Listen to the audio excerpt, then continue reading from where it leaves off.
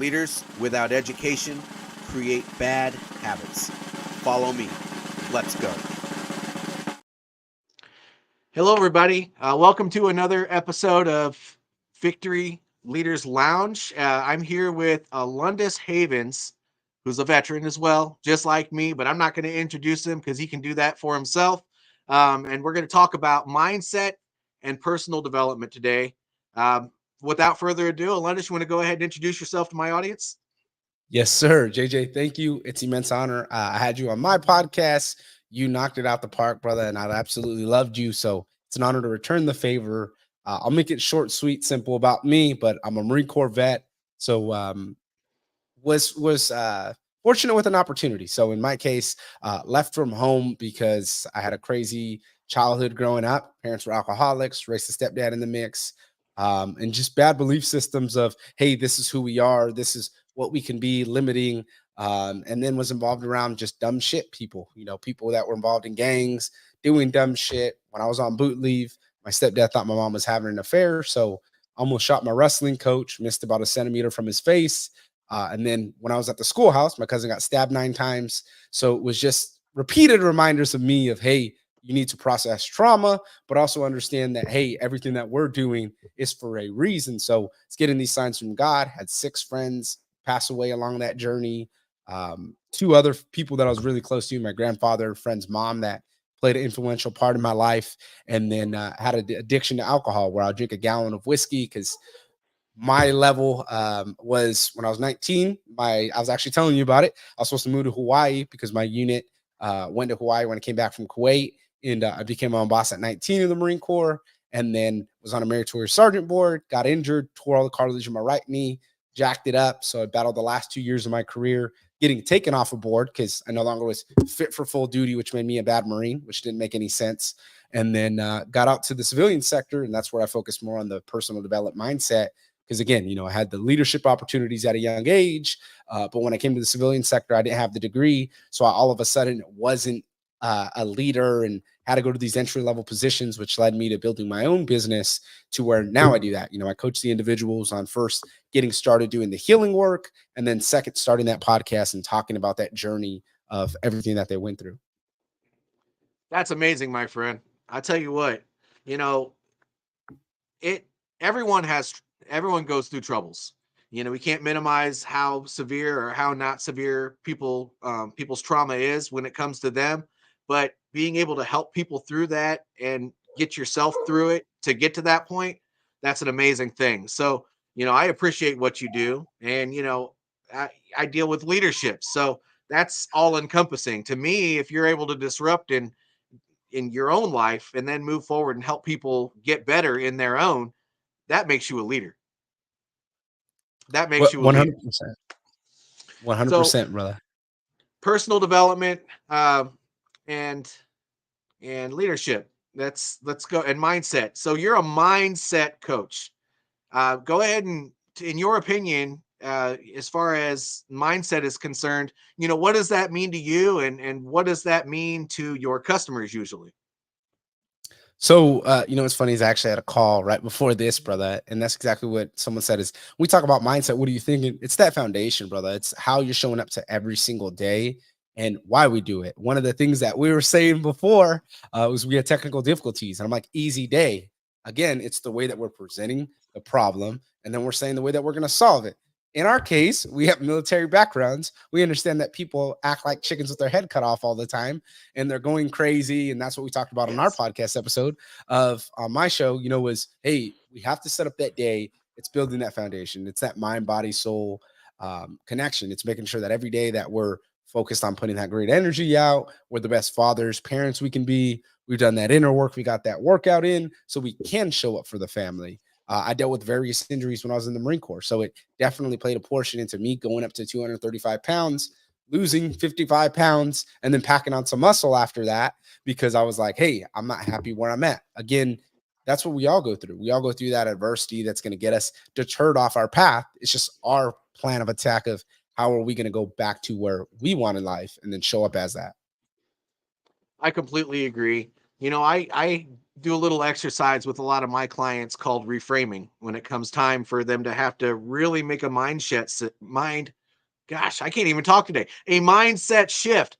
But when it comes to reframing, it's taking that negative and turning it into a positive, taking the I can't and turning it into an I can, and taking that it's too hard and turning it into I will try, because people fail at everything. That's how they get good at stuff.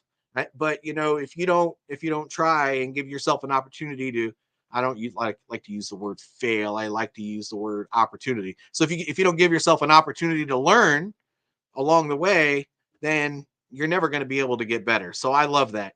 And obviously, as far as personal development is concerned, if you can teach people those skills, it's almost like teaching somebody to fish. They not only can do that for themselves, but they can overcome any problem, and they can teach people to do the same thing, because it's not a difficult process. It's just a journey that everybody has to go through. So that's not easy work, man. That's but it's important. What what's funny is that I was talking about to the client that I landed this morning, uh, another stickler that was a tough guy, and his thing was, I just want to land more clients, and it was just like, bro, that's all you're gonna say. So I'm asking him questions. I just want to land more clients. I just want to land more clients. I said, all right, man, I'm just gonna shoot you straight. I was like, I have a community. We're building entrepreneurs. We're talking about physical fitness. We're talking about health, getting in the best shape of our lives. Nutrition's on point, which allows us to get more clients in business, and we're optimizing our profiles. Does this sound like something you're interested in? He said, yeah, got him on the phone this morning. Oh, I'm looking to get more clients. He's talking about he had enough clients. And I'm like, hey, imagine if you're showing up as the best version of yourself, how much more clients would you get from there? And he goes, dude, really? And I go, dude, everything I'm talking about is his. I've rebuilt my marriage. My wife was going to leave me. I show up as a better dad for my family. I dealt with the trauma because, again, I was abused as a child and seen all this wrong shit. So I'm like, I'm not saying anything that I don't do. I'm telling you what works and what is proven, because I changed my life around because I stopped doing all the bullshit. And I went back to the foundation, that mindset shift of, hey, what are we doing that's going to align us to where we want to be? And whole entire life changed even before we got on this podcast, brother. Someone reached out to me this morning that I barely started talking to. Hey, I'd love for you to come out to Hawaii, come speak to my MMA gym. I have some kids in there that aren't from privileged families, can't afford gym memberships, and I'd really love for you to talk to them because I know you can help them. And things like that wouldn't happen if I didn't stay consistent and show who I am every single day. Yeah, and it's important when you come from an underprivileged environment yourself, to and you rose above it, to give back. I was just talking to a friend of mine who, he's a dark skinned male. I It's hard for me to go out and do some of those things, because a lot of the environments that I grew up in, I looked around, and the typical thing is to see somebody of color who's struggling. Well, I love that you're out there doing that, because it takes somebody who looks like you, that has struggled like you are struggling, to tell you that you can turn yourself around, because otherwise you're just kind of lost in your environment where everybody else is telling you that you can never rise above that. And that environment does tell you that. Everyone surrounding you says that this is the life. If you're not part of it, then you're just going to be broke working a 9 to 5. Well, good Lord, that's not true. If you tell yourself that, you will be that. But if you tell yourself you're something else, you'll become that, because your body goes where your mind takes it. So thank you for doing that. And you and I We are gonna have will. to talk more after this anyway, because that just means I got to put you in my back pocket, my friend. My man, let's do it. You're amazing people. So it was an honor just conversing with you, number one. But two, now that we created that relationship, and that's really what it was for me was, hey, how do I help more people? Because again, I fell to the same things, even when I was in the military. Like I told you, one of my cousins got stabbed 9 times. And it was just like, I got out the environment, I got around the bullshit. And then what did I do? I attracted the same people because I didn't evolve. And that's why I say like the personal development, especially like I've heard people and some of the clients I get, oh, I invested this much into this guy and he didn't help me turn my business around. I'm like, you understand that any business advice that you're paying for is all personal development. It's all about you Yes. creating that man, evolving so you can sell something and be that. You just don't learn how to be a better businessman. You create the man that's a better businessman. So you have the confidence when you walk in the room to be like, hey, this is who I am. And that's why they lean on you. And I'm like, it's a difference because most people won't do that. I worked for a veteran company and I had my job on the line. And I did it intentionally because it was a shady sales company. They were all about, hey, if you don't hit quota, you're getting fired. And I just sat there in front of them and I was just like, fuck it, fire me then. And they just looked at me and they're like, what? And I'm like, nah, if you ever really have a problem with me, fire me. And I was like, because I'm not going to sit here and work for somebody that I do not respect or someone who doesn't respect their salespeople, especially for a veteran based company, but we don't give a fuck about veterans. It doesn't make any sense. And they just looked at me and they're like, oh, you use profanity. I'm like, yeah, I'm going to keep it 100% with you guys. I'm going to be clear, concise about what I'm doing and why I'm a good leader. Because again, I've dealt with the bad things in the military where they don't care about you. They care about the mission getting done. And then you're second. And that was something me and you talked about. It's like, regardless, mission's going to get done, but we need to make sure that we're the best to our people. And if we're not the best to our people, we're not even being good human beings at all. You're right. And just like we talked about on your podcast, that doesn't mean that you look at everybody as a version of you or what a version of you want them to be. You kind of have to meet people where they are and develop them into the best version of themselves because everyone brings something different to the table. But if they're not up to snuff, then you have to help them identify what that means instead of just I hate companies that do that. They don't put any time into people. Now there are exceptions, of course, where somebody gets hired onto a company that they just they were completely wrong for the role. However, for the most part, people can be developed into that role, and especially if they have a lot of leadership skills, bringing them in there, any job can be taught. But if you have drive, you have determination, you have the ability to learn, and you're willing to work with other people, which means, by the way, coachable, then there's nothing that you can't do. And I, I completely agree. And, that's why, and I'm sure you do the same thing for your clients as I do for my one on one leadership coaching clients. You have to be able to identify if those people are willing to help themselves because paying for a coach, some people feel like that's like the easy button or something. Well, there's no such thing as an easy button. If you want the results, you got to put in the reps. If you're not putting in the reps, you're not going to get the results. It's kind of it's a circle. You're going to be chasing your tail if you're not willing to do the work. 100%, and that's what a lot of it is people think that it's that get rich easy, let's do this or that. I mean, I worked with the guy that was when I learned the podcast game, seven-figure entrepreneur. I didn't make anything from working with him, but I learned about the experience. I learned about failing. I learned about all the things that are going to make me successful on my own. And that's what's funny is when I started my own business, it was like, well, I've already been in this situation before. Like, what am I going to do? I'm going to lie to people telling them that this or that because that's what I was taught, or fake it till you make it mentality, where it's like, why can't you just create the man that makes it? And then I start creating it, and then I start sharing everything. And then I'm like, hey, man, I didn't want to talk about this, and I left this off my brand. You know what? My wife was really going to leave me. I was down in the dumps. I haven't been drinking in a year and a half. I really want to start drinking. And I just started talking on that. And then everybody was like, wait a minute, you're talking about something that most people won't go. And then all of a Right. sudden, my life started changing. My wife came back. I got my kids again. As we're talking, I have my little ones running in the back. I got a 2-year old and then a almost 11-month-old. So I take care of my kids while I run the business. And honestly, that's been more fulfilling to me in life is I get to show up every single day as the best version of myself, take care of my kids and run business. Like, what else do I got to complain about? And I used to Right. complain about taking care of my kids because I couldn't be on the phone all day long. And it's like, again, it goes to that value. You know what I mean? You can charge more, you can do whatever, you can work in different capacities, you can schedule it for yourself. For me, I didn't get clear with it until I started taking care of these kids. And then I realized, hey, I was really not present when I was working the 60 to 80 hours and thinking that I was making that money that was changing our life.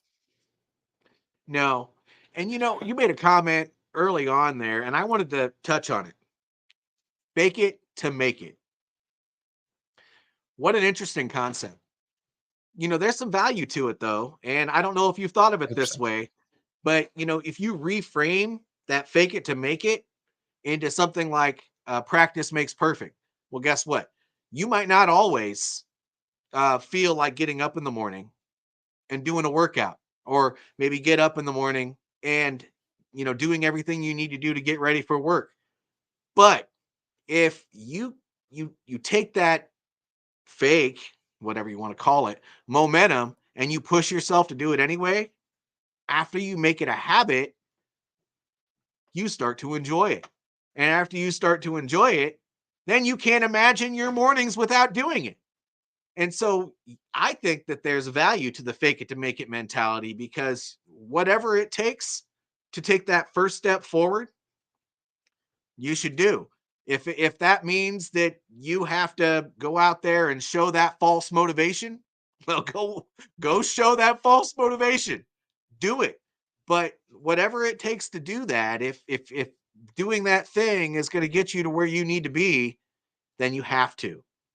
And if you don't, then you're never going to see that light at the end of the tunnel.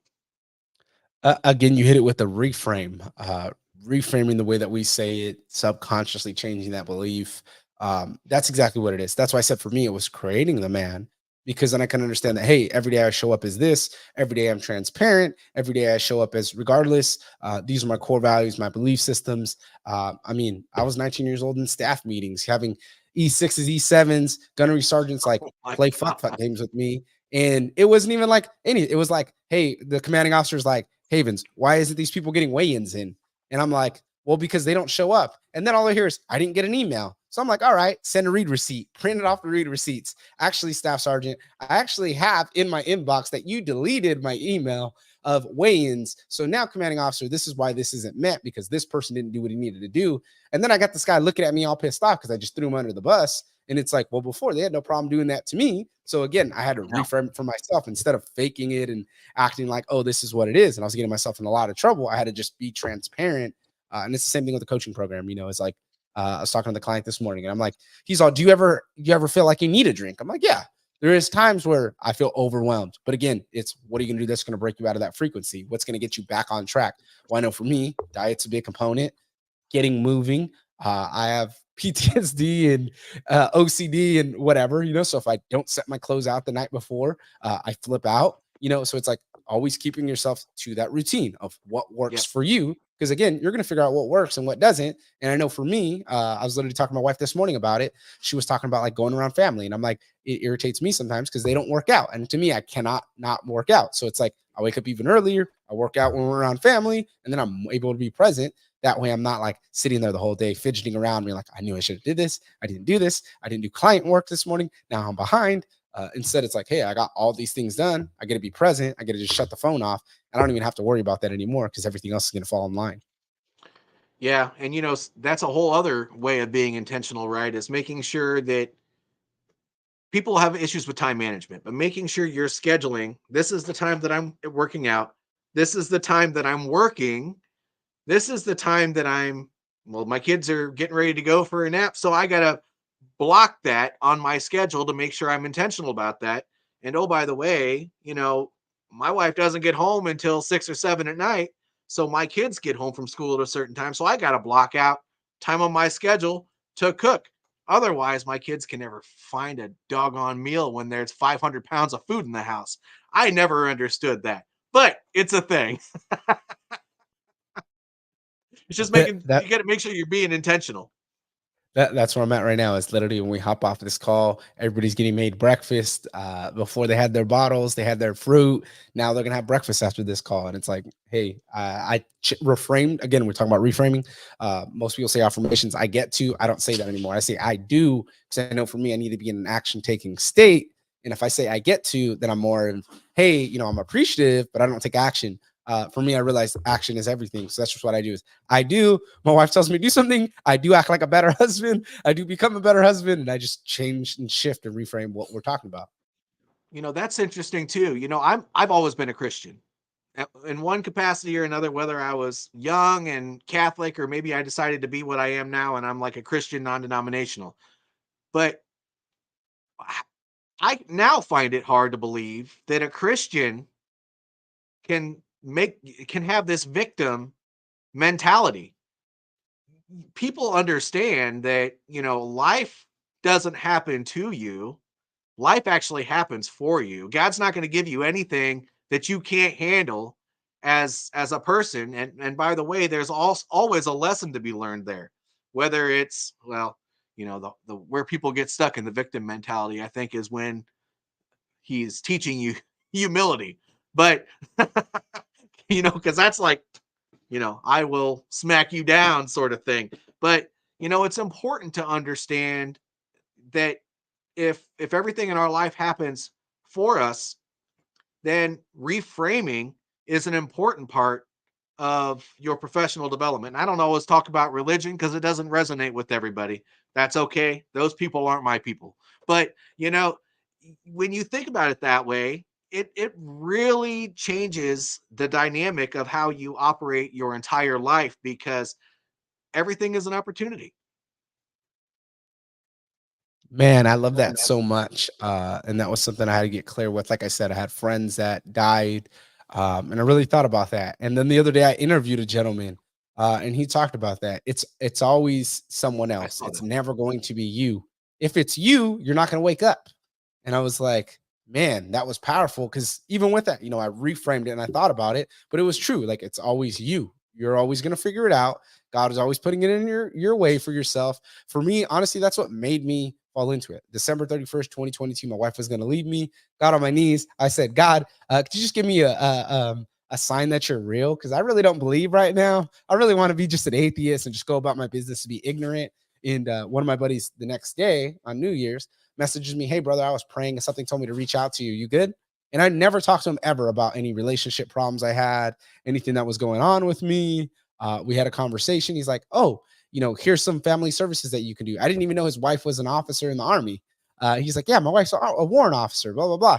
Again, I didn't have this. I had him as a client. I was helping him for a podcast, but we never talked like that. We became greater friends. And it was funny because there I go. I was like, God, you're right. Like I was in my own way and I didn't do these things. So that's where I went to the praying, the meditating, getting into that space. That's why I say working out's huge for me because I have all these injuries. I feel terrible every single day, throwing up in the mornings. My joints are aching. Doctors are like, you can take these antidepressants, you can take these meds, you're going to feel better. They didn't make me feel better. They made me gain more weight. So Yes. that's where I had to get clear with me. And in my case, faith was definitely a huge component that strengthened my life. When you think of every day as being a gift, we can get off the religious thing here in just a minute, but I have to say one more thing. When you think of every day as a gift, just remember this. Our lives are on loan to us. When it's time to come home, he's going to take you and you're gone. So Yep. every day he wakes you up, you have opportunities to do something not just for yourself, but for other people. Every minute that you're alive, what you choose to do with that time determines what's going to be given back to you, what kind of grace that you get. I don't care if you're working out for you or whatever, but you got to find a way to serve. Otherwise, you're not going to receive that grace. You can serve your family, you can serve your friends, you can serve your community, but you're not going to receive that grace until you give something back.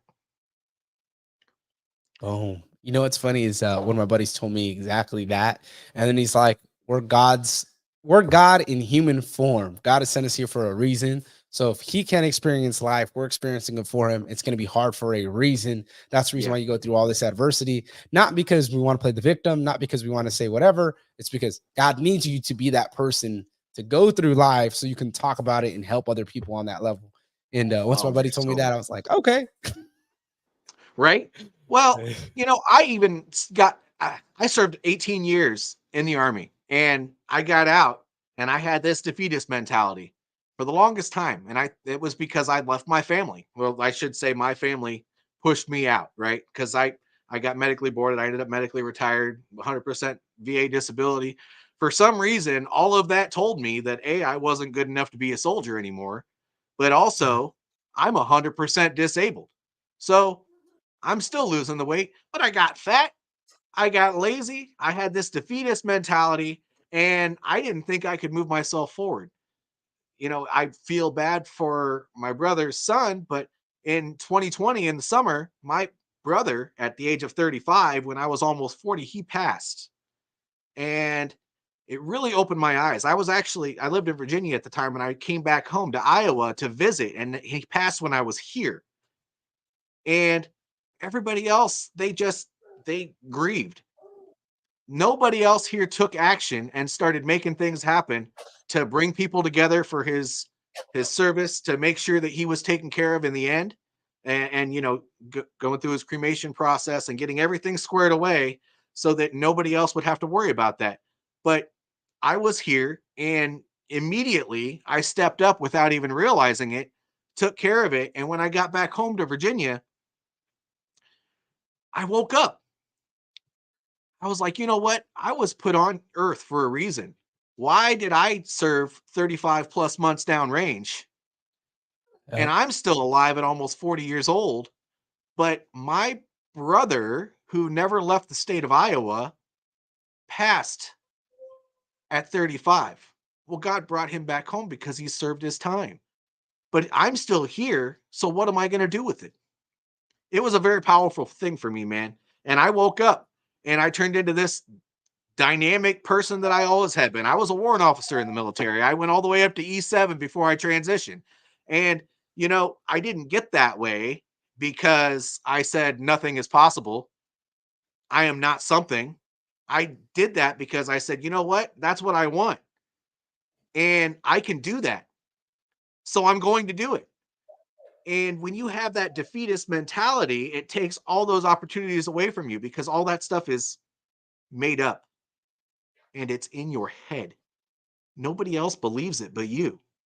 Some people might believe that Mm. that life is that way, but it's not. You can rise above any negative thought if you just believe that there's a positive side to it. Anyway, Man, that's powerful, brother. yeah, sorry. I know this is a for you interview, but I wanted to share that because we were talking about religious stuff, and that was my no shit aha moment right there in my life after I retired from the military. I resonate with that as well. Like I said, I've jacked my whole body up. I need double knee replacement, 5 to 10 years. Dislocated both shoulders 5 times. I threw out my back like 2021. I was crawling around my house for 2 days. So Oof. bad back, joints, osteoarthritis in my joints. So I'm throwing up every morning, migraines all day long. So I was using cannabis for a while and I got up to 235 pounds, just being high out of my mind because that was the only thing besides the antidepressants that can get me moving. The antidepressants did, but I started wanting to off myself even more and started having panic attacks. So I stopped that. And that's where I really went into like the spirituality component of meditation, which led me into Jesus again.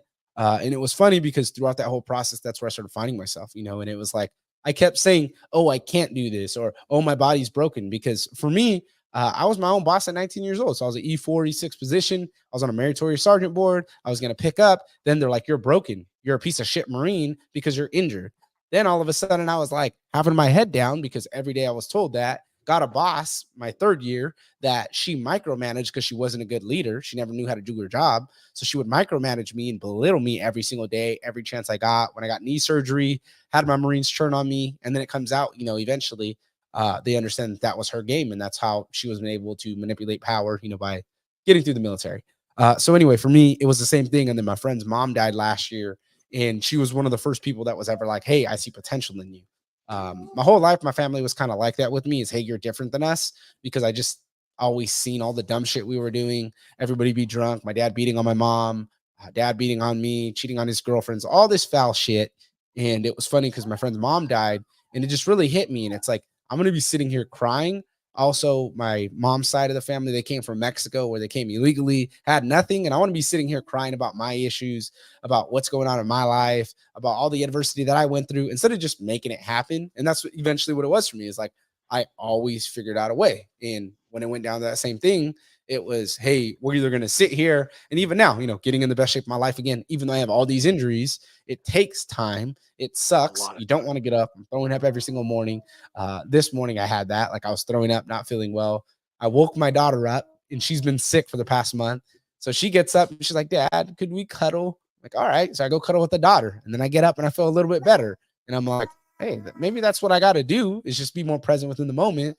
And it was all the little things that started to click.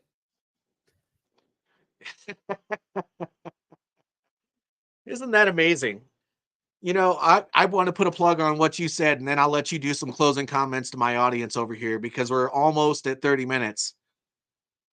But I want to put a message out there to veterans, right? Whether you're still serving, you're almost getting out, or you just transitioned.